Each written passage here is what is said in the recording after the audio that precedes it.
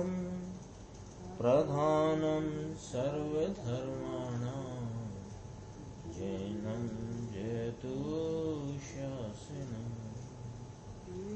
मैं नमो तीर्थनायक को, नमो ओंकार वाणी को, नमो उन कुंद प्रभु को जिन्होंने ओंकार धारण की। अहो उपकार जिनवर का, कुंद का दिव्य वाणी का, जिन कुंद ध्वनि दाता उन कहान स्वामी का। नमः समय साराय स्वानुभूत्या चकासते, चित स्वभावाय भावाय सर्वभावांतरिक्षिते। समय सार जी परमागम ग्रंथ के परिशिष्ट में निरूपित 47 शक्तियों में अपनी 23वीं शक्ति निष्क्रियत्व शक्ति का अपन ने स्वाध्याय कल प्रारंभ किया था।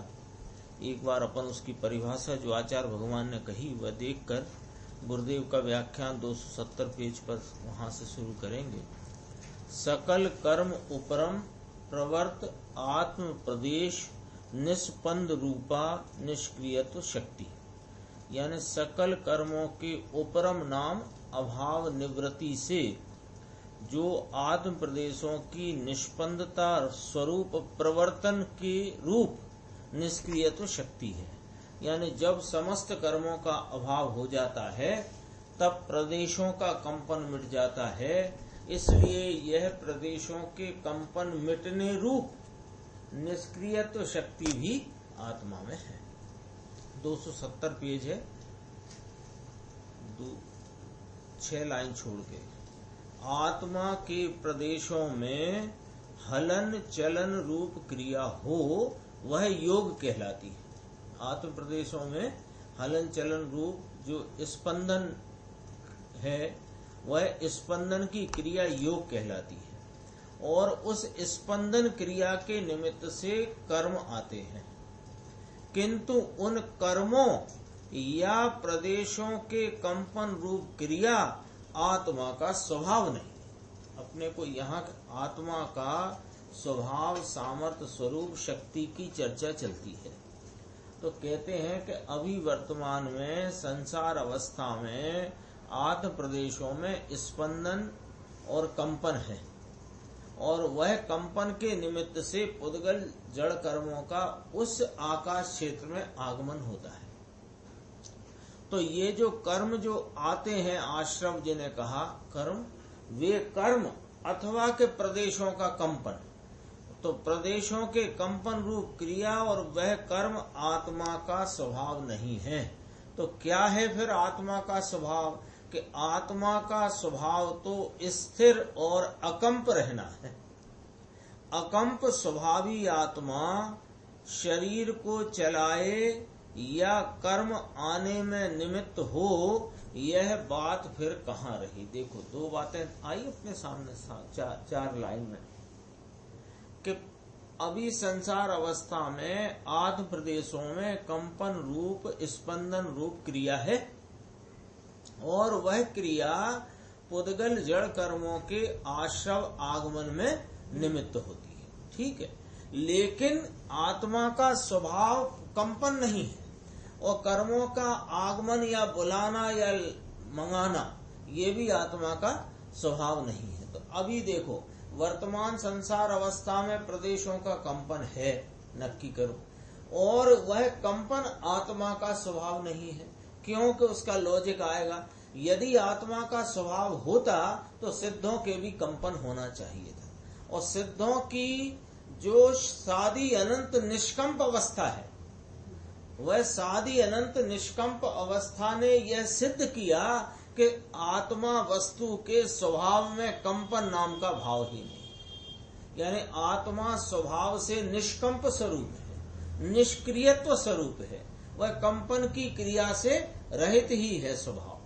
अब ये जो आत्मा स्वभाव स्वरूप तो त्रिकाल है ना, संसारी का स्वभाव जुदा और सिद्ध का स्वभाव जुदा, ऐसा तो है नहीं। तो यह जो स्वभाव है उस तरफ से देखें, अपन स्वभाव की तरफ से देखें तो आत्मा के प्रदेशों के उन समान विस्तार में, इस प्रदेश में वो जो कर्म का आगमन में निमित्त है प्रदेशों की कंपन रूप क्रिया, और वह आत्मा का स्वभाव नहीं। तो स्वभाव दृष्टि से देखें तो आत्मा कर्मों के आगमन में और कंपन में निमित्त भी नहीं। कर्मों के आगमन में, अथवा ये ऐसे हाथ ऊपर उठाया, हाथ नीचे किया, ऐसे नमन किया, ऐसे वो साष्टांग प्रणाम किया, ये जो शरीर की क्रिया है इसमें आत्मा निमित्त है कि ना? कर्म के आगमन में आत्मा निमित्त है कि ना? क्योंकि आत्मा को स्वभाव से देखा जाए ना, तो स्वभाव से देखने पर तो ये निष्कंप रूप, निष्क्रियत्व रूप है। तो ये हाथ के चलने हलने की क्रिया जो इस प्रकार हो रही है, ये जो क्रिया है, इसमें आत्मा निमित्त है कि ना? आत्मा की अयोग गुण की वर्तमान विकारी पर्याय रूप प्रदेशों का कंपन परिणाम वह निमित्त है। इसमें ऐसे हाथ चल रहा है तो इसमें कौन निमित्त है? आत्मा निमित्त है कि ना? क्योंकि आत्मा तो स्वभाव से देखी जाने वाली वस्तु है। आत्मा पर्याय के तरफ मात्र से देखी जाने वाली वस्तु नहीं है। पर्याय के भाव को देखने के काल में भी स्वभाव से देखने की वस्तु है। तो असंग प्रदेश भी तो आत्मा के है, तो असंग प्रदेश निष्कंप स्वरूप है। आगे फिर अपने हलन चलन से रहित है भी, स्वभाव से।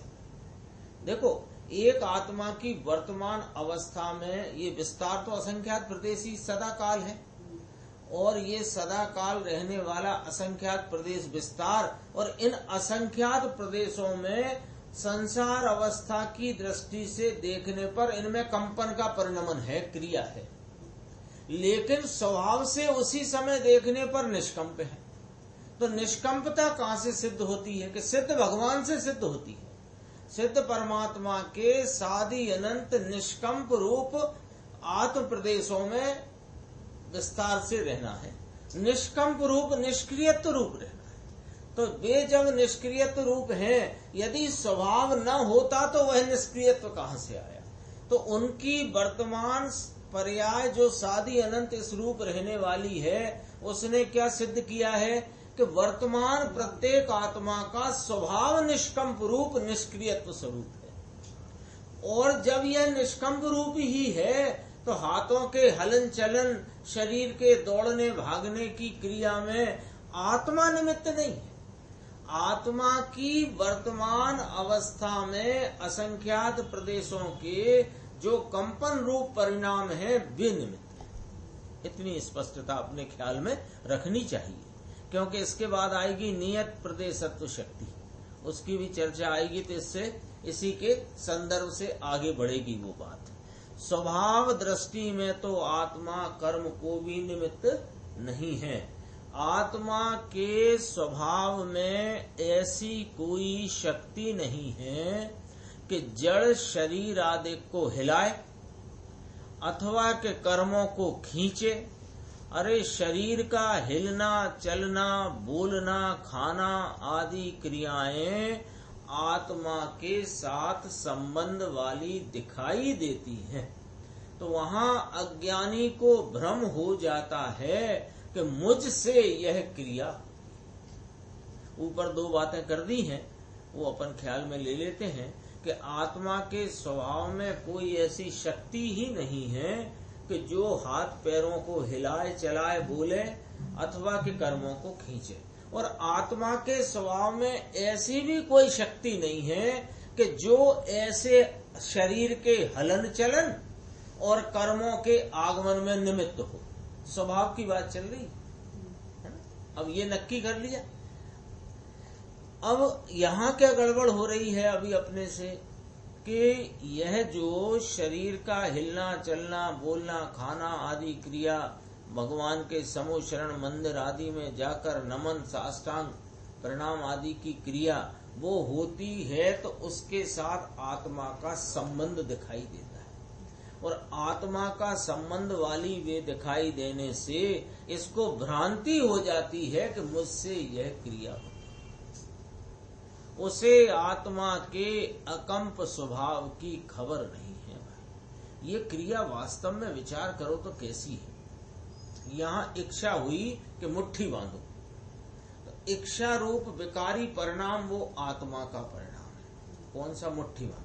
उस विकारी परिणाम से भी आत्म प्रदेशों में कंपन नहीं हुआ, और आत्म प्रदेशों का जो कंपन है वो आत्मा के योग गुण का परिणाम है, और वह विकल्प रूप जो चारित्र का विकारी भाव है उससे न्यारा है। तो विकल्प से प्रदेशों में कंपन नहीं, और प्रदेशों के कंपन से ये शरीर की इस प्रकार की क्रिया नहीं। ये तीनों अलग अलग हैं। कितनी अलग हैं कि सूरज का उदय हुआ 6:11 पर और कमल का फूल खिला।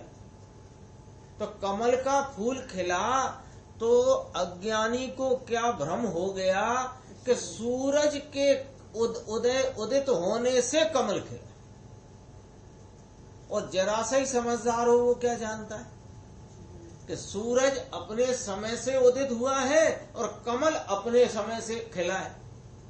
ऐसा होता है कि नहीं होता? लेकिन अज्ञानी हो तो वो भ्रम में पड़ जाता है। तो उसको ये भ्रम हो गया कि ये सूरज के उदित होते ही कमल खिला है, तो साथ साथ में दिख रहे हैं। उन दोनों का एक साथ इस प्रकार का परिणमन हुआ, सूरज का उदय रूप और कमल का खिलने रूप, तो भ्रम हो गया। ऐसे ही हमको निरंतर प्रति समय ये भ्रम पड़ा हुआ। हम जोर से बोलना चाहते हैं, ऐसे विकल्प के काल में आत्म प्रदेशों का वैसा कंपन और भाषा वर्गणा का वैसा परिणमन। तो ये संबंध दिखाई देने से भ्रम पड़ गया कि मैं जैसा चाहता हूं और उस प्रकार आत्म प्रदेशों को हिलाता हूं और भाषा वर्गणा को निकालता हूं। अज्ञानी को भ्रम हो जाता है कि मुझसे ये क्रिया होती। इतनी चर्चा चली, ये भ्रम है। यानी कि वास्तविकता तो ये है कि विकल्प के काल में उस प्रकार की इच्छा रूपी विकल्प अपने से उपजा है। वहां आत्म प्रदेशों में जो कंपन का परिणमन हुआ वह अपने से हुआ है, और भाषा वर्गणा के परमाणुओं में उस प्रकार के शब्द रूप परिणमन उनसे न्यारा स्वतंत्र हुआ। अरे मुझसे ये क्रिया होती है ऐसा भ्रम हो जाता है, तो उसे आत्मा के अकंप स्वभाव की खबर नहीं है। भाई शरीर आदि क्रिया तो स्वयं जड़ की शक्ति से होती है, ठीक बात, उसका तो तुम करता हो नहीं, किंतु तुम्हारे आत्म प्रदेशों में जो कंपन होता है ना, वह भी तुम्हारा सच्चा वास्तविक स्वरूप नहीं, वो भी स्वभाव से विपरीत विभाव रूप परिणाम है। निष्क्रिय अर्थात अडोल स्थिर अकंप रहने का तेरा स्वभाव है।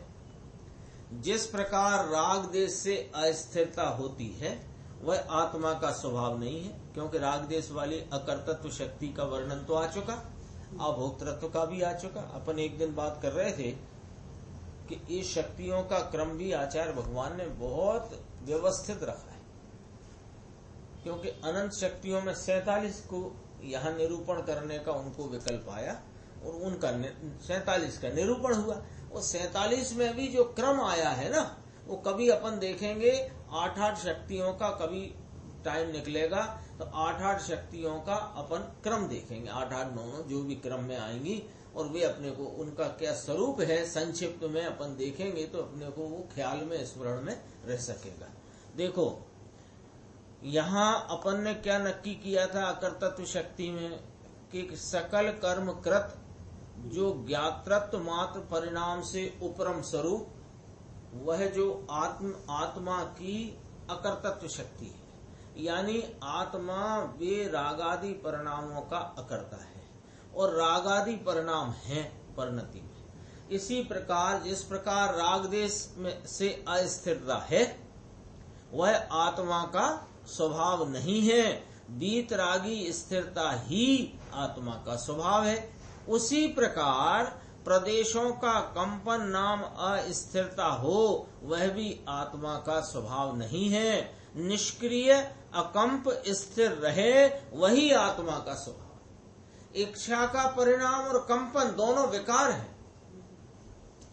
जीव ऐसी इच्छा करे, देखो अभी यहां समझाते हैं कि मैं अमुक स्थान पर, अमुक माने नंदीश्वर द्वीप आदि जाऊं, इच्छा करे, अष्टांग का पर्व लगे तो इसको भी ऐसा जान करके स्मरण में लेकर के देखो, देवता लोग वो नंदीश्वर द्वीप जाते हैं और अकृत्रिम जिनालयों की वंदना करते हैं, तो इसको भी ऐसा परिणाम अंदर में जागा भगवान की भक्ति के प्रति का कि मैं भी नंदीश्वर जाऊं। तो अभी वर्तमान योग्यता प्रमाण में ये आत्म प्रदेशों का वहां पहुंच पाना, उधर स्थानांतरित होने का योग्यता नहीं है, तो वो वहां जाने की क्रिया भी नहीं हुई, क्योंकि वहां जाने की इच्छा और क्रिया दोनों भिन्न भिन्न गुणों की पर्याय हैं। अभी इच्छा हो कदाचित कि वो हापुस आम खाना है, अब महीना चल रहा है सितंबर अक्टूबर, अब अभी हापुस आम है नहीं, तो तेरी इच्छा होना और वो खाने के कार्य में वो आत्म प्रदेशों का कंपन होना, वो दोनों जुदा जुदा। खाने का कार्य हुआ है, उस प्रकार आत्म प्रदेशों का कंपन हुआ, इच्छा हुई हापुस आम खाने की, लेकिन हुआ नहीं। हुआ क्यों नहीं? वो योग्यता नहीं। वो छोड़ देना कि सीजन नहीं है, सीजन नहीं है, ये तो अपन ने ख्याल में ली बात। हाँ, लेकिन यहाँ पर तो वे दोनों परिणामों में भिन्नता क्यों है? यदि वे एक ही भाव से, इच्छा से ही कंपन होता तो हापुस की इच्छा हुई तो हापुस जैसा कंपन, खाने जैसा कंपन होता। तो कहते हैं इच्छा नाम की पर्याय का गुण अलग है और क्रिया नाम जो पर्याय आत्म प्रदेशों की हिलन चलन रूप है उसका गुण अलग है, और वे दोनों विकार हैं। आत्मा का ज्ञायक स्वभाव तो उस इच्छा से और कंपन से रहित है। आत्मा तो वीत रागी अकंप स्वभावी है। आत्मा के प्रदेशों में जो कंपन होता है, सुन लो अब यहाँ, क्योंकि ये बात बहुत बारीक है। बारीक इसलिए है कि 12वें गुण स्थान में राग इच्छा का तो सर्वथा अभाव होता है, और 13वें गुण स्थान में पूर्ण वितरागता पूर्वक ज्ञान का पूर्ण विकास होता है। तो क्षयोपम भाव का अभाव हुआ, राग आदि के अंश भी जो था उसका भी परिणति में से अभाव हुआ, लेकिन अभी योग के विकार रूप जो कंपन का भाव है उसका भी अभाव न हुआ। वो 14वें गुण स्थान के में होता है। आत्मा के प्रदेशों में जो कंपन होता है वह योग गुण की क्षणिक उपादान रूप योग्यता है, और वहां आने योग्य है वही कर्म आते हैं। वह निमित्त नैमित्तिक का स्वतंत्र संबंध है। जो कंपन है आत्म प्रदेशों का वह मात्र वर्तमान पर्याय पर्यंत योग्यता है। इसका अर्थ समझ लेना, पर्याय पर्यंत योग्यता माने एक समय की पर्याय और एक समय पर्यंत की योग्यता का वह परिणाम भाव है। आत्मा की त्रिकाली शक्ति में वह वर्तमान पर्याय पर्यंत वाली योग्यता है ही नहीं। यदि त्रिकाली शक्ति में कंपन हो तो सदैव कर्म आते रहे, क्योंकि निमित्त नैमित्तिक संबंध का स्वतंत्रपना इस प्रकार। देखो निमित्त नैमित्तिक संबंध में हाँ फिर तो आते ही रहेगा, तो कर्म का आना नहीं रुकेगा, तो कर्म का अभी भी निर्जरा तो हो रही है, लेकिन क्या अपन निमित्त में ही बात करते, अभी भी निर्जरा तो हो रही है पूर्व बंधे हुए कर्मों के उदय रूप भाव से, लेकिन फिर भी कर्मों का आना जारी है। तो ये जीव कभी अनादि से अब तक कर्म मुक्त हुआ नहीं, निमित्त पर ही चर्चा है। वो तो फिर शुद्धता की बात है, वो अलग है, उसको अपन समझते ही हैं समय समय पर। यहाँ अपने को निमित्त नैमित्तिक की स्वतंत्र संबंध वाले परिणमन के आधार से समझना है इस न्याय को, कि यदि आत्म प्रदेशों में के कंपन इसकी त्रिकाली शक्ति मान ले। कोई कहे योग गुण है ना साहब, तो योग गुण है भैया, तो अब जरा योग गुण में कंपन की बात बताई गई है, अथवा योग गुण की पर्याय का नाम प्रदेशों का कंपन है, ठीक बात है आपकी, लेकिन जरा सिद्धों से तो भी तो मिलो। सिद्धों के क्यों वहां आदि प्रदेशों का कंपन नहीं है?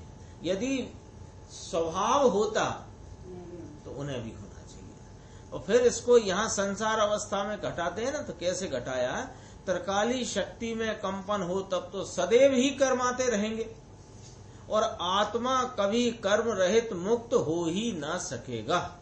किंतु आत्मा तो अपनी निष्क्रिय शक्ति वाला है, तो आत्मा की निष्क्रिय शक्ति है, वह कभी कर्मों को निमित्त नहीं होती। लो, आत्मा की निष्क्रियत्व शक्ति होने से आत्मा कर्मों के आगमन में निमित्त नहीं है।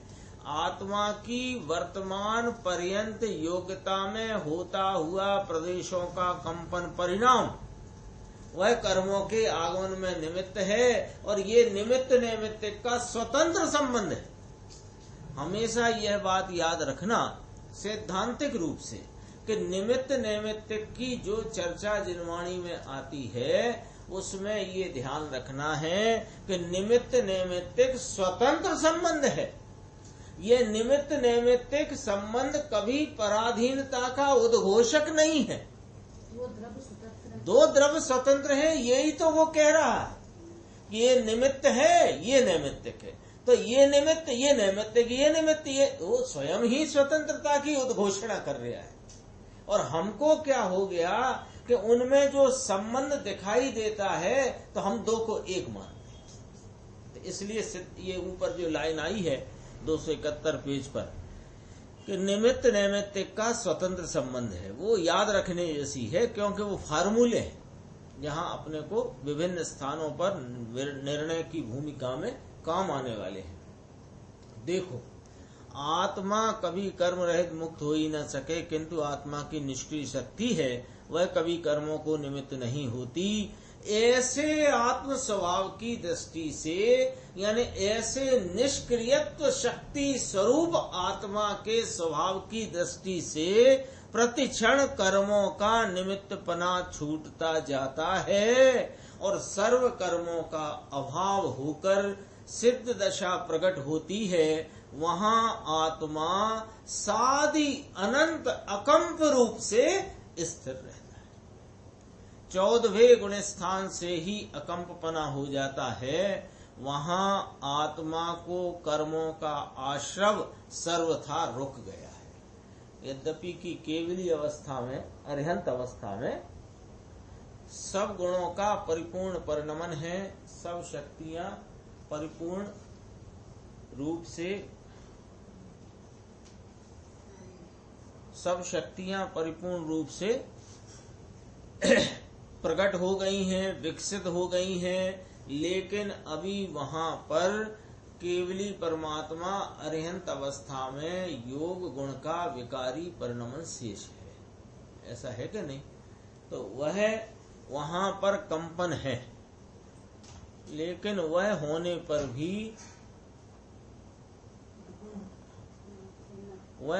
पर भी आत्मा का अकंप स्वभाव क्या है, उसकी पहचान करने की यह बात है। आत्मा का स्वभाव क्या है, उसे लक्ष्य में लेकर स्वीकार करे, फिर उस स्वभाव के अवलंबन से पर्याय भी वैसी ही शुद्ध हो जाएगी, जैसे अभोक्तृत्व, अकर्तृत्व आदि शक्तियां तो ऐसी हैं, अभी चल गई ना इसके पूर्व ही 22वीं और 21वीं। अभोक्तृत्व, अकर्तृत्व आदि शक्तियां तो ऐसी हैं कि वैसे आत्म स्वभाव की प्रतीति करते ही पर्याय में उनका अंशतः निर्मल परिणमन होता है, किंतु इस निष्क्रिय शक्ति में ऐसा नहीं है कि आत्मा का निष्क्रिय स्वभाव प्रतीति में आते ही प्रदेशों का कंपन अंशतः रुक जाए। ये समझने जैसी बात है थोड़ी सी, कि क्या कहा, अभोक्तृत्व और अकर्तृत्व शक्ति का स्वरूप समझकर यह अभोक्तृत्व स्वरूप आत्मा का लक्ष्य करने से उसकी प्रतीति और उसको विषय बनाकर प्रतीति करने से वहां पर उतना अकर्तृत्व का निर्मल परिणमन, अभोक्तृत्व का निर्मल परिणमन प्रकट हो जाता है। आई ना बात कि जैसे अकर्तृत्व शक्ति है, अकर्तृत्व शक्ति क्या है कि ये जो रागादि विकारी भाव हैं, इनके अकर्ता स्वरूप आत्मा की शक्ति।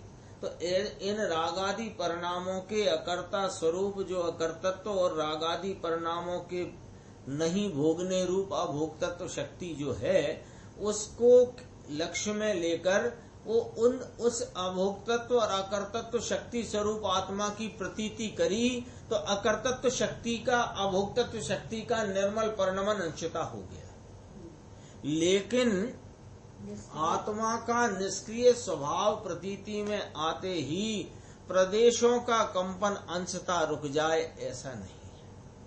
देखना जरा इसमें थोड़ी बात बारीक है। ऐसी शक्ति नहीं है जैसे बेवाली। हाँ, ये थोड़ा यहाँ स्पष्टता करते हैं कि उनका कंपन अंशता रुक जाए, ऐसा नहीं है।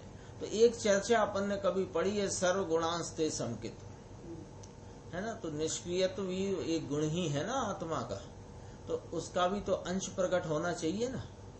और ये भी कहा जाता है कि चौथे गुण स्थान में सिद्धत्व का अंश प्रकट हो गया। सिद्धत्व का अंश प्रकट हो गया तो अयोगी पने का भी अंश प्रकट हो गया। ये चर्चा आती है ना, उसको यहाँ समझ लेना है अपने को कि एक चर्चा अपने सामने आई, सर्वगुणांश ते संकित। पंडित जी टोडरमल जी साहब ने कहा कि समस्त गुणों का एक देश प्रकट होना। कैसा प्रकट होना? कि गुणों का गुण रूप प्रकट होना, अब गुण रूप नहीं, विभाव रूप नहीं। तो ये संकित में, संकित माने उस पर्याय मात्र के प्रतीति मात्र परिणमन में ये समस्त गुणों का निर्मल अंश प्रकट होता है। निर्मल अंश माने स्वाभाविक अंश। तो योग गुण कहो कि अयोग गुण कहो, उसका स्वाभाविक अंश तो अकंपना है और विभाविक रूप कंपन है। तो जब अकंप स्वभाव, निष्क्रियत्व स्वभाव स्वरूप आत्मा की प्रतीति हुई, तो अकर्तत्व और भोक्तत्व का तो परिणमन प्रकट हो गया, यानी उतना कर्तापना और भोक्तापने का भाव नहीं रहा, और अकर्तत्व अभोक्तत्व का निर्मल परिणाम अंश में प्रकट हो गया। कंपन में ऐसा नहीं है, तो कंपन अंशता रुक जाए ऐसा नहीं है। तो कुछ तो होएगा साहब, वो समझा दो आप हमको कि हाँ सुनो, इतना अवश्य है कि वह कंपन होने पर भी अमुक अशुद्धता उत्पन्न नहीं होगी। प्रदेशों का कंपन है, लेकिन अमुक अशुद्धता यानी अनंतानुबंधी संबंधी अशुद्धता का यहाँ परिणमन नहीं होता। तो उतनी हम उसको प्रदेशों के अकंपने का अंश भाग कह सकते हैं। चार बाकी कर्मों में से कोई भी नहीं प्रकट होगी। नहीं, अभी कर्मों को तो निमित्त में डाल दो, है ना। तो मिथ्या तो गया ना, तो अनंतानुबंधी गई। तो जैसे अपन ने जब देखा था, सब गए ना, योग कंपन रहा जब उस समय, तो उस समय तो चारों ही चले गए ना। चारों कौन? घाती का, हाँ हाँ, वो बात चारों की बात है। हाँ हाँ, वो सब चले गए। अब अपन इसको ऐसे समझ रहे हैं कि जैसे कंपन है ना, तो जैसे अपन ने पूर्व की गाथाओं में समय सार जी में ये बात आई कि चौथे गुण स्थान से ही आत्मा अबंध हो गया, निर्बंध हो गया। आई ना बात। तो कोई कहता है कि आगम से तो सिद्ध नहीं होती ये बात, क्योंकि बंद दशा तो 10वें गुण स्थान तक मानी गई है, कही गई है, होती है। तो फिर निर्बंध क्यों कहते हो? तो कहा उसको कि दो अपेक्षा से कहते हैं। एक तो निर्बंध स्वरूप की दृष्टि अपेक्षा से निर्बंध कहते हैं, दूसरा आगम शैली में भी यदि कहें तो अनंतानुबंधी संबंधी बंध नहीं होने से निर्बंध कहते हैं। तो हम वो अनंतानुबंधी संबंधी बंध नहीं है ना संकिति को चौथे गुण स्थान में, तो उन बंधों की अपेक्षा निर्बंध है कि नहीं है? ऐसे ही जो अनंतानुबंधी संबंधी कषाय रूप अशुद्धता है, वो अशुद्धता का यहाँ परिणमन रुक गया। कैसे? ये निष्क्रियत्व शक्ति स्वरूप आत्मा के अवलंबन से जो अनंत गुणों की निर्मल पर्याय उपजी तो उसमें ये अकंप पने की भी ऐसी निर्मलता उपजी। अकंप पने में अकंप, ये जो कंपन है कायम निमित्त हो रहा है कि उस प्रकार के कर्मों में तो वे तो हुए द्रव्य कर्म में निमित्त, और उस समय हुई अशुद्धता भाव कर्म, तो निमित्त नैमित्तिक संबंध घटा। तो निमित्त नैमित्तिक पर से ही समझते हैं कि उतनी कषाय अनंतानुबंधी संबंधी कषाय की अशुद्धता न रही ना, तो अशुद्धता नहीं रहने का नाम निर्मलता हुई ना, तो उतनी निर्मलता हुई इस प्रकार का वहां कंपन का परिणाम। ऐसा यहां घटित करना है। बारीक है बात थोड़ी सी, पर वो उस प्रकार घटित करी गई है। इतना अवश्य है कि वह कंपन होने पर भी अमुक अशुद्धता उत्पन्न नहीं होती। जैसे अपन ने देख लिया कि अनंतानुबंधी संबंधी बंध नहीं है, तो अनंतानुबंधी कषाय संबंधी अशुद्धता भी नहीं, तो अशुद्धता नहीं है तो निर्मलता है, तो उतना प्रदेशों के कंपन का निर्मल भाव अपन उसको स्वीकार कर सकते हैं। लेकिन कोई कहे कि कंपन मद्दा पड़ गया या इधर का कंपन रुक गया अभी इधर का चालू, ऐसा कुछ नहीं, ये बात कहना है। जैसे सम्यक आदि होने पर मिथ्यात्वादी के रजकण तो उसको नहीं आते, 13वें गुण स्थान में ज्ञान आनंद पूर्ण हो गए हैं, तथापि वहां प्रदेशों का कंपन होता है। प्रदेशों का कंपन है पर अशुद्धता का वहां आगमन नहीं है, अशुद्धता की उत्पत्ति नहीं है। अनादि से लेकर 13वें गुण स्थान तक प्रदेशों का कंपन होता है। एक समय भी पर्याय में अकंपना हो तो मुक्ति हुए बिना न रहे, उसकी व्यवस्था ऐसी है। अकंप आत्म स्वभाव की प्रतीति करे, उसे भी मुक्ति हुए बिना न रहे। अकंप स्वभाव को प्रतीति में लेते हुए अकेले अकंप पना पृथक प्रतीति में नहीं आता। देखो, अकंप स्वभाव को समझकर उसके निरूपण से जो बात बताई गई उसे जानकर कोई अकेला अकंप पना पृथक से प्रतीति का विषय नहीं होता है, किंतु अकंप पने के साथ रहे हुए श्रद्धा ज्ञान आनंद प्रभुता आदि अनंत गुणों का पिंड आत्मा अभेद प्रतीति में, ऐसे आत्मा को श्रद्धा में लेकर उसमें स्थिरता का प्रयत्न करना है। प्रदेशों का कंपन होने पर भी स्वरूप की श्रद्धा और स्थिरता करके केवल ज्ञान प्राप्त किया जा सकता है। कोई जीव ज्ञान में ऐसा विचार करे कि मैं प्रदेशों के कंपन को रोक दूं, तो ऐसे नहीं रोक सकता। क्यों? कि ज्ञान क्रिया से कंपन रूप क्रिया पृथक है। तो इसमें सब आ गया, देखो दोनों बातें आ गई। इसने ज्ञान में विचार किया कि मैं प्रदेशों के कंपन को रोक दूं क्योंकि मैं तो अकंप स्वरूप हूं, और फिर वैसा विकल्प किया, और वे कंपन रुके क्या? कि नहीं रुके। क्यों नहीं रुके? कि कंपन रूप क्रिया पृथक गुण की, ज्ञान की विचार रूप दशा वो पृथक गुण की, और वहां इच्छा रूप जो राग का परिणमन वो पृथक गुण का। इसलिए तू अपने सम्यक श्रद्धा ज्ञान और आनंद का उद्यम कर। प्रदेशों का कंपन कोई तेरे श्रद्धा ज्ञान आनंद को नहीं रोकता है, इसलिए तू प्रदेशों के कंपन को रोकने के विचार से मुक्त हो जा। केवल ज्ञान होने के बाद भी किसी को लाखों अरबों बरस तक कंपन रहता है। अभी सिमंदर भगवान विराजते हैं, कितनी 1 करोड़ पूर्व की आयु है, और उसमें अभी तो कितना सा काल बीता होगा। तो 1 करोड़ पूर्व की आयु यानी अरबों खरबों वर्ष हो गए, वो कंपन रहेगा तो बना रहो, उससे क्या। अरे ना तो यह आत्म प्रदेशों का होता हुआ वर्तमान में कंपन जो है तेरे सम्यक श्रद्धा ज्ञान चारित्र स्थिरता को नहीं रोकता। अरे केवल ज्ञान को नहीं रोकता, और केवल ज्ञान होने के बाद वो भोगने में आते हुए अनंत अतीन्द्रिय आनंद को भी नहीं रोकता। तथापि केवल ज्ञान को या पूर्णानंद को किंचित बाधा नहीं आती। प्रदेशों की स्थिरता तो सहज ही उसके काल में हो जाएगी।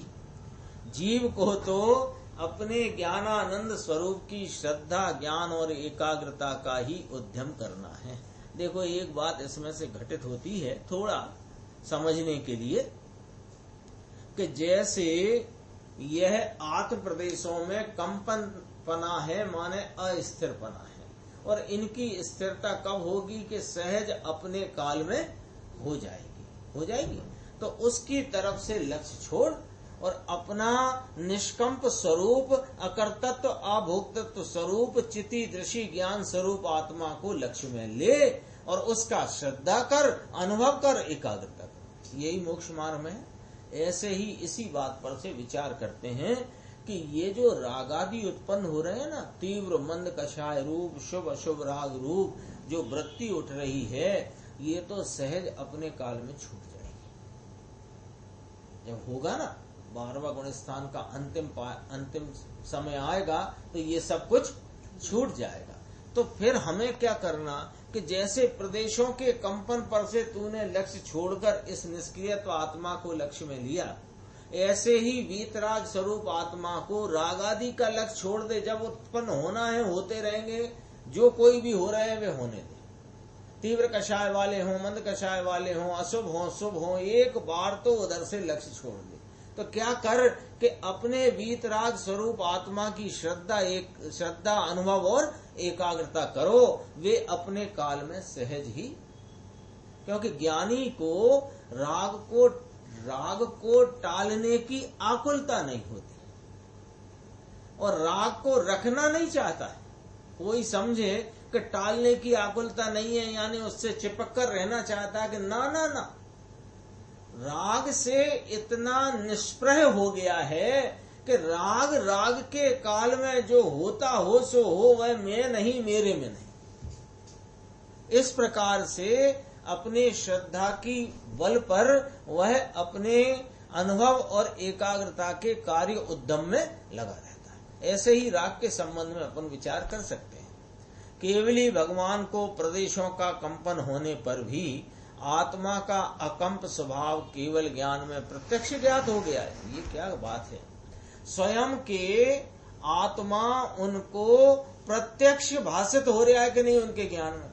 कैसा कि असंख्यात प्रदेश विस्तार सहित और वर्तमान होते हुए कंपन का भाव भी जानने में आ रहा है, और भविष्य में सिद्धत्व में निष्कंपता का भाव भी जानने में आ रहा है, और अनादि से कंपन रहा वो भी जानने में आ रहा है, और मैं निष्कंप स्वरूप हूं ये भी जानने में आ रहा है। ज्ञान की आप देखो, ज्ञान की सामर्थ्य का कोई खेल ही निराला है।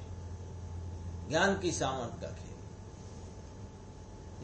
ये है कि नहीं। केवली परमात्मा को अभी आत्म प्रदेशों में कंपन है, और आत्म प्रदेश सहित पूरा आत्मा प्रत्यक्ष उनके ज्ञान में वर्त रहा है। तो कंपन भी जान रहे हैं, निष्कंपता को भी जान रहे हैं, और पर्याय की निष्कंपता को, पर्याय की कंपता को, और स्वरूप की निष्कंपता को एक ही साथ। एक ये प्रसंग लिया गुरुदेव ने, थोड़ा अपन देखते हैं। श्री कृष्ण की रानी ने नेमिनाथ भगवान का वस्त्र धोने से इनकार किया, तब नेमि कुमार ने श्री कृष्ण की आयुधशाला में जाकर ऐसा शंख फूका कि द्वारका की धरती कांप उठी। अब वहां कोई ऐसा माप निकाले कि देखो भगवान में कितनी शक्ति थी कि धरती भी कांप उठी। अरे उसे तो भगवान के आत्मा की सच्ची पहचान नहीं है। अरे भाई, जब आत्मा का स्वभाव स्वयं कांपने का ही नहीं है तो वह पर को कैसे कंपाए। उस समय उस प्रकार के प्रदेशों का कंपन भगवान नेमिनाथ की उस अवस्था में आत्मा में हुआ, वह भी उसका स्वभाव नहीं है। इसलिए उससे भगवान के आत्मा की सच्ची पहचान नहीं होती। भगवान को तो उस समय किंचित मान का विकल्प और कंपन होने पर भी उससे भिन्न अपने अकंप ज्ञानानंद स्वभाव का भान था। ले मान था, मान का राग भी अपने से भिन्न जानने में आ रहा था। मान के वशी तो शंख फूंका, और वहां पर प्रदेशों का कंपन भी जानने में आ रहा था, और अकंप ज्ञानानंद स्वभाव भी जानने में आ रहा था। किसको? चौथे गुण स्थान में थे जब नेमिनाथ भगवान, तब की बात है। अरे इस प्रकार जाने तभी तू इस भगवान आत्मा को जाना, अथवा वह त्रिलोकनाथ परमात्मा को जाना, तभी कहा जाता है। प्रश्न लिया है आत्म सिद्धि में तो ऐसा कहा है ना कि बहुत देखना, बहुत गजब की बात आई है। देह न जाने तेह ने, जाने न इंद्रिय प्राण, आत्मानी सत्ता बड़े तेह प्रवर्ते जान।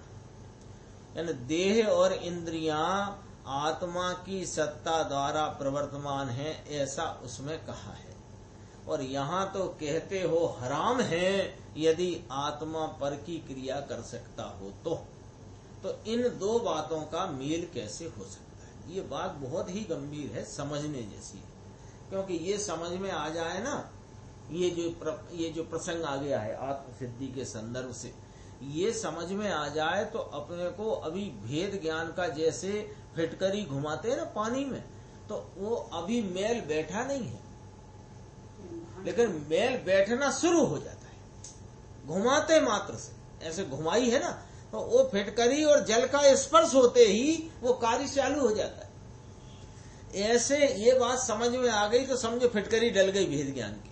बहुत गजब की बात है।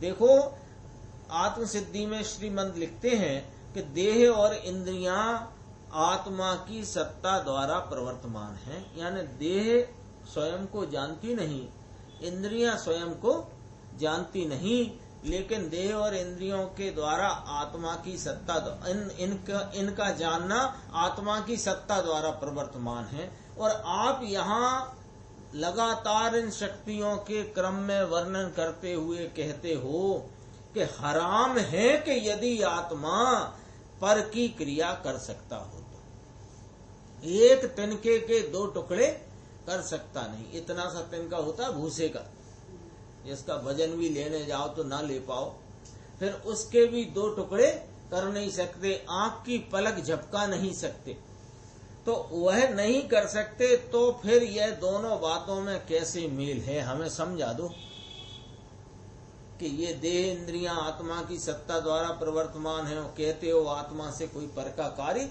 हो सकता नहीं। तो उत्तर देखते हैं अपन। देखो वहां तो जो 53 नंबर के सूत्र में आत्म सिद्धि शास्त्र में श्रीमद ने कहा है, किसके लिए कहा है? कि जो बिल्कुल नास्तिक है और आत्मा का अस्तित्व ही नहीं मानता, उसे आत्मा का अस्तित्व बतलाने के लिए की बात है। जिसको आत्मा के अस्तित्व की भी शंका है, उसे समझाते हैं कि अरे भाई, यदि आत्मा ना हो तो ये इंद्रियां कहां से जानेंगी? वो कोई आत्मा को आत्मा गिनता ही नहीं, आत्मा की सत्ता मानता ही नहीं। ये जानने वाला देखने वाला आत्मा है, ये जानता मानता नहीं। तो कहते हैं ये जो आंख है ना भैया, आंख यदि जानती है देखती है तो इसको निकाल के यहाँ रख दो, फिर क्यों नहीं देखती है? हाँ, मुर्दा देखे। ये सब बात किसको समझाना है कि आत्मा इंद्रियों द्वारा जानता है अथवा इंद्रियां आत्मा के द्वारा देखती जानती हैं, ये बात नहीं समझाना है। समझाना ये है कि आत्मा भी एक ज्ञायक जानने देखने स्वरूप सत्ता है, और वो तुझे दिखती नहीं है तो तू उसे मानता नहीं है।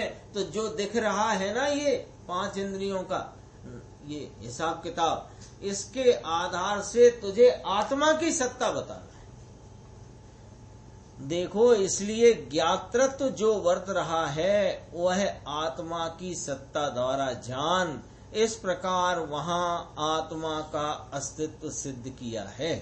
और यहाँ तो जो आत्मा के अस्तित्व को मानता है किंतु उसके वास्तविक स्वरूप को नहीं जानता और उसे पर का कर्ता मानता है, उसे आत्मा का वास्तविक स्वरूप बतलाना है। लो, अपन एक दिन चर्चा कर रहे थे कि बाल पोथी में ऐसा पढ़ाया कि मैं जीव हूँ, शरीर अजीब है, जीव में ज्ञान होता है, मुझ में ज्ञान है, मैं ज्ञान से जानता हूँ। क्या जानता हूँ? टेबल कुर्सी रोटी दाल सब्जी भाजी जानता हूँ। तो सब्जी भाजी जानता हूँ इसलिए ये मैं जानने वाला हूँ, ये बात थोड़ी बताना थी। लेकिन तू कौन जानता है कौन नहीं जानता, जानने की सत्ता स्वरूप तुम हो, इसकी सत्ता की पहचान कराने के लिए ये बात कही गई। तो तुम यही पकड़ करके बैठ गए कि ये जो वस्तुएं हैं सामने पसरी हुई, इनको मैं जानता हूँ ज्ञेय पदार्थ, इसलिए मैं ज्ञान स्वरूप हूँ। ये वाली बात नहीं है। यहाँ तो जब मानता ही नहीं आत्मा के अस्तित्व को, तो बताते हैं कि अरे आत्मा ना हो तो ये आंख देखे नहीं, कान सुने नहीं। अरे कान तो कभी नहीं सुनता। तो कहते हैं कि तेरा आत्मा स्थिर स्वभावी है, तेरे आत्मा के प्रदेशों में जो परिस्पंदन होता है वह भी तेरा स्वभाव नहीं है। तो फिर तुझसे अत्यंत भिन्न ऐसे जड़ पदार्थों को तेरा आत्मा चलाए, यह बात ही कहाँ रही। प्रदेशों का कंपन तो तेरी पर्याय में है, किंतु पर को हिलाना डुलाना तो तेरी पर्याय में भी नहीं है। क्योंकि कोई वस्तु को समझना हो तो उसको उस प्रकार की व्यक्त अवस्था के ऊपर से वस्तु समझना। नारियल की बर्फी बनाना थी तो आप गए बाजार नारियल लेने, तो नारियल की बर्फी में जो नारियल डलता है वो सफेद मीठा मुलायम होता है। और नारियल लेने गए उस समय बोरी में वो ऐसे भूरे भूरे जटा वाले कड़क खोल वाले नारियल रखे हैं। तो वही नारियल है, ये आपने उधर से पकड़ी कि नहीं पकड़ी। वहां पर आप ये बात लेकर के बैठ जाओ कि हमें तो बर्फी के लिए सफेद और मुलायम वाला नारियल दो, तो दुकानदार ने उठाया और हिलाया डुलाया और पकड़ा दिया। अरे हम आपसे कह रहे हैं हमें सफेद बुरादे, सफेद जिसमें और मुलायमियत हो वो चाहिए, और ये तुम क्या दे रहे हो, जाड़ जटूला लगा हुआ। तो भैया वो जाड़ जटूले के वो उस प्रकार की अवस्था में भी वो नारियल विद्यमान है, तुझे वहां पकड़ेगा तब तो घर ले जाएगा, और वहीं से इनकार कर देगा तो तेरे को बात समझ में नहीं आएगी। तो ऐसे करके जो वस्तु का स्वरूप है, यानी यह ज्ञायक सत्ता है, यह बताना कहाँ से शुरू किया, व्यक्त पर्याय में। देखो तुम ये जान रहे हो, ये लाल रंग है, ये हरा रंग है, ये पीला रंग है, ये ढोल बज रहा है, ये नगाड़ा बज रहा है, ये सब इधर से बताया ना। तो वो ज्ञेयों को जानना ज्ञान है, ये वाली बात नहीं थी। ज्ञान है सो ज्ञेय जानने में आते, बात तो ये थी। तुम जानने वाले हो। हाँ, तो तुम्हें जानने वाले की सत्ता तक पहुंचाना था। अब तुम यहीं बैठ गए कि ज्ञेय हो तो जानू, ऐसा नहीं। ऐसा कहते हैं कि प्रदेशों का कंपन भी जब तेरा स्वभाव नहीं, तो अत्यंत भिन्न जड़ पदार्थों को तेरा आत्मा चलाए, ये बात ही कहाँ रही। प्रदेशों का कंपन तो तेरी पर्याय में है, किंतु पर को हिलाना डुलाना तेरी पर्याय में भी नहीं।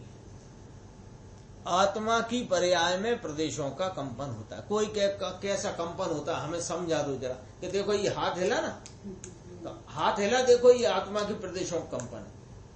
तो वहां पर हाथ का कंपन से बता दिया है आत्मा का कंपन, लेकिन हाथ का कंपन आत्मा के प्रदेश के कंपन से हाथ कपता है, हिलता है, डुलता है, ऐसा है नहीं। हाँ, लेकिन बताए वह कंपन आत्मा का जो कंपन है अमूर्तिक आत्म प्रदेशों में होता हुआ परिस्पंदन रूप जो कंपन है वह आत्मा की पर्याय में है। अमूर्तिक द्रव्य अमूर्तिक पर्याय है, लेकिन वह फिर भी आत्मा का मूल स्वभाव नहीं है। समस्त कर्मों के अभाव रूप सिद्ध दशा होने पर कंपन दूर होकर निष्कंप दशा प्रकट होती है, उसे यहाँ निष्क्रियत्व कहा गया है। एक प्रश्न है और इसका बहुत गजब का उत्तर है। देखो, प्रश्न किया श्रोता ने, आत्मा का स्वभाव महाराज निष्क्रिय है कि सक्रिय है? बात कहाँ चलती आई है वहां पकड़ना, अपन कहाँ खड़े हैं इतनी चर्चा के बाद, कि आत्मा के प्रदेशों में परिस्पंदन होना एक समय की पर्याय पर्यंत योग्यता का परिणाम है, ठीक है। और आत्मा का कंपन रूप स्वभाव त्रकाल नहीं है। यानी आत्मा तो स्वभाव से देखो तो निष्क्रियत्व स्वरूप है ना, ये जो चर्चा है। अब उसने प्रश्न यहाँ पर क्या पूछ लिया कि आत्मा का स्वभाव निष्क्रिय है कि सक्रिय है, तो उत्तर देखना जरा। प्रदेशों के कंपन रूप क्रिया यानी प्रदेशों की सक्रियता आत्मा का स्वभाव नहीं है, उस अपेक्षा से तो आत्मा निष्क्रिय है। अब कहीं तेरे को एकदम निष्क्रियता ही माथे न चढ़ जाए तो उसके लिए समझाते हैं, किंतु अपने ज्ञान आनंद आदि के निर्मल परिणाम रूप होने की क्रिया ये इसका स्वभाव है, इस अपेक्षा से सक्रिय। तुम एकदम निष्क्रिय मान करके इसको अरे ये तो निष्क्रिय है, तो निष्क्रिय में दुख दूर कैसे हो, सुख की प्राप्ति कैसे हो? और सुख स्वरूप निर्मल परिणाम रूप होना, ज्ञाता भाव रूप होना, ये क्रिया भी यदि आत्मा में नहीं तो फिर आत्मा किस काम का? तो कोई कहे कि एकांत निष्क्रिय कि नहीं, सक्रियता है, अपने ज्ञान आनंद के निर्मल परिणाम रूप परिणमन की सक्रियता है, लेकिन कंपन रूप क्रिया की सक्रियता से आत्मा सक्रिय नहीं है, वो उसके पर्याय पर्यंत की योग्यता है। और कंपन रूप क्रिया के काल में भी आत्मा का स्वभाव निष्कंप रूप है। ज्ञान आनंद स्वभाव से परिपूर्ण आत्मा कंपन रहित स्थिर स्वभाव वाला है। जिस प्रकार जिन बिंब हलन चलन रहित स्थिर हो गया है, भगवान विराजते समूह शरण में, हलन चलन से रहित स्थिर, वो छोड़ देना, वो उनकी वाणी का परिणमन और विहार का परिणमन, वो नहीं, एक अपन तो वहां मुद्रा की बात कर रहे हैं। वो मत लगा लेना कि वो फिर स्थिर कहाँ है साहब, उनका विहार तो होता है ना, समूह शरण का विहार होता है, लेकिन समूह शरण का विहार भी ऐसे कदम कदम चल के नहीं होता है। वहां पर अपने को मुद्रा की तरफ से देखना है, हलन चलन रहित स्थिर हो गया। चलो सिद्ध को देख लो, वो भी जिनमें है। हलन चलन क्रिया जो भी होती है ना, वो इच्छा से होती है। हाँ। इच्छा का वहाँ अभाव हो चुका है। नहीं, लेकिन वहाँ पर है, सहज है। हाँ, तो उसको छाई की कहा है, प्रवचन सार में आई है। उस क्रिया को छाई की क्रिया का, उदय की नहीं कहा। उदय की होने पर भी छाई है तो उदय रूप भाव, लेकिन फिर भी छाई की कहा। उसी प्रकार आत्मा का स्वभाव स्थिर बिंब है। आत्मा का स्वभाव स्थिर बिंब है। अभी ये सब हो रहा है, शरीर हिल रहा है, आत्म प्रदेशों में भी कंपन है, लेकिन स्वभाव तो हलन चलन रहित स्थिर है। अनंत सिद्ध भगवंत चैतन्य की स्थिर प्रतिमा हो गए हैं, ऐसा ही आत्मा का स्वभाव है। ये नीचे बहुत गजब का उदाहरण है, इस उदाहरण को थोड़ा विचार में लेना सुनने के उपरांत। देखो, जैसे कोई मूर्ख मध्य बिंदु से उछलते हुए संपूर्ण समुद्र को न देखे और किनारे पर आने वाले मैल को ही देखकर कहे कि मैंने समुद्र देखा है, तो वास्तव में उसने समुद्र नहीं देखा है, क्योंकि किनारे का मैल वह समुद्र नहीं है। अब समझ रहे हैं इसमें? अभी कोई समुद्र के किनारे गया और वहां पर बहुत उतनी जितनी निगाह जाती है उतनी निगाह तक भी उसने अपनी निगाह को डाला, और वहां वास्तव में जो एकदम उछाला आता है ना, जो समुद्र में अपन खड़े हो जाओ, एकदम से पानी का इतना उछाला कि 6-6 फीट ऊंचा आदमी भी उसके अंदर, हाँ, उसके उछाले के अंदर आ जाए। लेकिन वह किनारे पे नहीं उछल रहा है समुद्र, वह उसका उछाला तो उसके केंद्र बिंदु मध्य बिंदु से उठ रहा है, और उस उछाले से उठता हुआ जो लहरों का प्रवाह है, उसमें जो कचरा इधर उधर का है वो सबको उठा करके किनारे पे कर देता है। और वो कचरे का जो फेंका फांकी चल रही है, उस कचरे की फेंका फांकी देख करके कहे कि हमने साहब उधर मद्रास का मेरीना बीच देखा और वहां का गोवा का फलाना बीच देखा, क्या गजब का समुद्र है, तूने देखा ही नहीं है, देखा ही नहीं।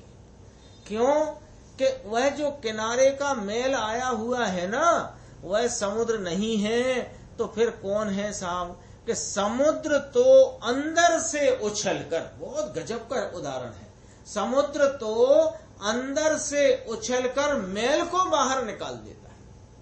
ऐसा ही होता है ना, उसी प्रकार यह आत्मा अनंत शक्तियों से उछलता हुआ चैतन्य समुद्र है।